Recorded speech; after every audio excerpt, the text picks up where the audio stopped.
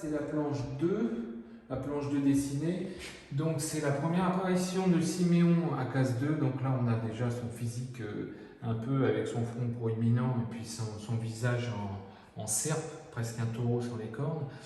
Et ça a été, comment dire, il y a un petit peu tout ce que je voulais représenter là-dedans, c'est-à-dire, je parle narrativement, c'est-à-dire à la fois essayer de donner beaucoup de rythme graphique en utilisant à la fois des gros plans, des plans moyens et des plans un peu plus larges où le corps est certes torturé mais présent, quoi.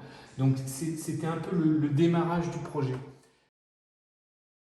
En discutant avec le traducteur Paul Lequen, qui a fait la traduction du Hibicus en français, enfin la version fin des années 90, il me disait que c'était un des rares romans picaresques. Et du coup, comme j'étais en train, moi, de faire ça, je me suis dit, tiens, en effet, Siméon est une sorte de marionnette, mais c'est aussi, j'avais décidé sans avoir cette connaissance en fait du fait que ce soit un des rares romans épiques et picaresques du XXe siècle, j'avais décidé de faire une sorte de Don Quichotte.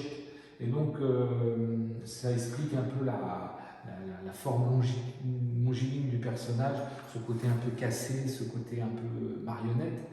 Mais dès que je pouvais en fait rajouter du picaresque, de l'hommage à Cervantes, je le mettais.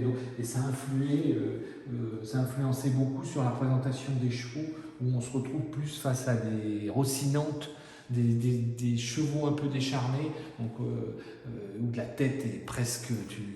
on est déjà pas loin de l'os, quoi.